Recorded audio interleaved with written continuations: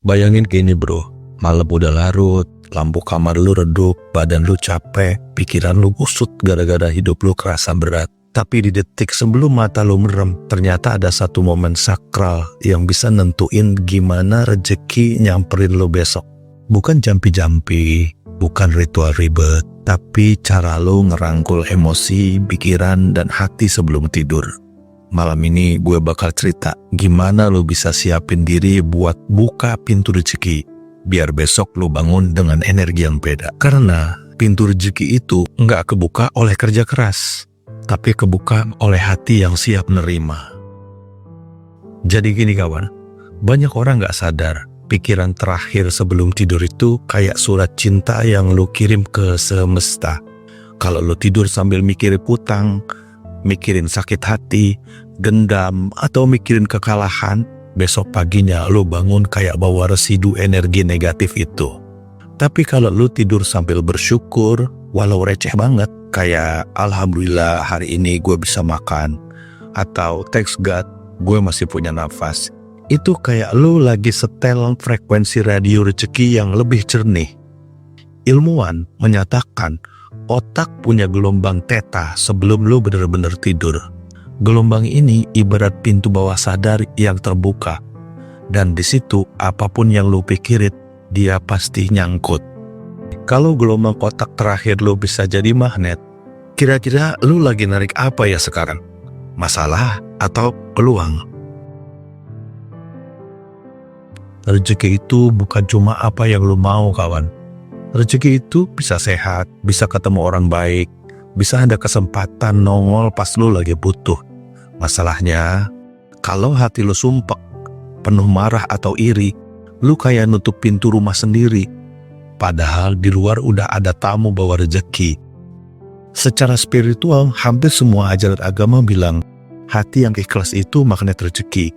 Dan secara psikologis, orang yang lapang hati lebih gampang ngelihat peluang. Karena pikirannya nggak berantem dengan dirinya sendiri. Jadi sebelum tidur, coba lu maafin diri lu sendiri dulu. Biar hati agak lega dan pintu rezeki nggak nutup oleh dendam yang lu pelihara. Kalau hati udah lega, gimana caranya biar energi itu bisa lu bawa sampai besok pagi? Lu tahu nggak kawan, emosi itu kayak remote control buat frekuensi rezeki. Kalau hati lu lagi sumpek, gampang kesel, atau penuh rasa takut, sebetulnya lu lagi ngirim sinyal penolakan kepada semesta. Sebaliknya, begitu lu bisa jaga hati lu tenang, penuh syukur, itu kayak lu lagi pasang antena yang memancarkan frekuensi peluang. Makanya, jangan remehin hal sederhana. Tersenyum atau ngucapin alhamdulillah, puji Tuhan, dan rasa syukur sebelum tidur. Itu bukan cuma ritual, itu cara lo tuning frekuensi batin biar selaras dengan aliran rezeki yang lagi muter-muter di sekitar lo. Pertanyaannya, gimana caranya biar lo benar-benar siap nerima semua hal tak terduga itu? Itu yang bakal gue bongkar di segmen berikutnya.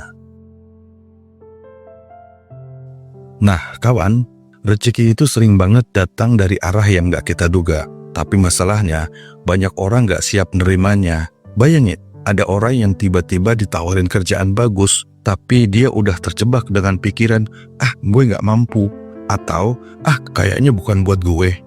Ya udah, kesempatan itu lewat begitu aja.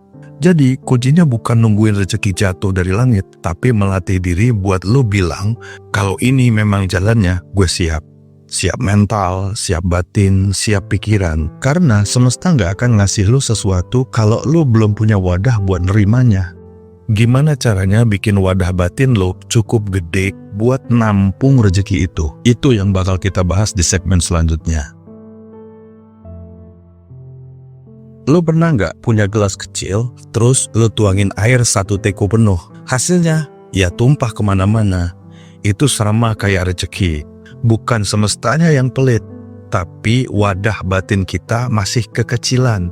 Wadah ini bentuknya mindset, rasa percaya diri, dan cara lu ngatur emosi. Kalau batin lu sempit, penuh curiga, takut gagal, minder, ya rezeki gede gak bisa masuk kawan.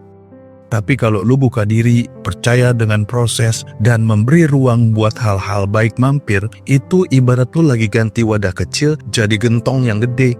Jadi pas air rezeki datang, semua bisa lu tampung dengan rapi. Pertanyaan besarnya, dari mana sih sumber air rezeki ini sebenarnya mengalir? Itu yang kita kupas habis di segmen berikutnya. Kawan, kalau tadi kita ngomongin wadah, sekarang kita mesti sadar juga dengan sumbernya. Rezeki bukan cuma datang dari bos lo, kerjaan lo, atau bisnis lo. Itu cuma jalannya aja. Sumber sejatinya ya dari Tuhan, dari energi ilahi yang atur segalanya. Kalau lo sadar ini, lo berhenti ngejar kayak orang panik. Lo malah belajar nyambungin diri ke sumbernya. Lewat doa, rasa syukur, meditasi, atau sekedar hening sebelum tidur. Bayangin kayak colokin kabel ke listrik. Kalau lu nggak nyambung ke stop kontak, lampu lu nggak bakal nyala. Sama aja kalau batin lu nggak terkoneksi ke sumber, rezeki lewat tapi nggak masuk. Nah, setelah lu nyambung dengan sumbernya, tinggal satu hal lagi. Gimana caranya lu ngalirin rezeki itu biar nggak mampet, tapi ngalir terus. Itu rahasia terakhir yang bakal kita buka ya. Kawan, rezeki itu kayak air. Kalau ditampung doang, lama-lama jadi bau, mampet, dan bikin lu malah macet. Tapi kalau ngalir, dia akan terus bersih, segar, dan bikin hidup lu subur. Jangan pelit untuk berbagi. Nggak selalu uang, kadang cukup senyum, bantuan kecil, atau sekedar doa buat orang lain. Itu semua bikin aliran rezeki lu lancar. Orang yang cuma nyimpen buat dirinya sendiri, energinya kayak bendungan yang udah penuh. Ya, satu saat akhirnya jebol juga. Tapi orang yang ngasih, sekecil apapun, justru jadi magnet rezeki lebih gede lagi. Karena semesta ngeliat, oh dia ngalirin, oke kita kirim lebih banyak. Dan di titik ini, lo bakal paham, rezeki bukan cuma soal nambah, tapi soal ngalir terus tanpa putus. Nah, ini yang gue mau lo ingat sampai akhir. Jadi kawan, sebelum lo tidur malam ini, coba ingat 3 hal. 1. Tenangin pikiran lo, karena batin yang tenang itu pintu rezeki.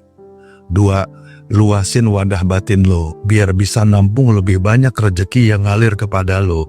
3. Konekin diri lo ke sumber ilahi. Terus biarkan rezeki mengalir kepada lo dan berbagi. Kalau lo bisa lakukan itu, hidup lo gak cuma penuh rezeki yang lo cari, tapi keberlimpahan yang datang dari arah yang gak lo sangka. Dan ingat, keberlimpahan bukan cuma soal angka di rekening, tapi juga ketenangan hati, kesehatan, orang-orang baik di sekitar lo, keluarga yang harmonis. Itu semua bagian dari paket keberlimpahan yang Tuhan siapkan buat lo. Tidur yang nyenyak malam ini kawan. Besok pagi lo bakal bangun dengan hati yang lebih tenang, lebih lapang, dan pintu rezeki yang kebuka lebih lebar buat lo.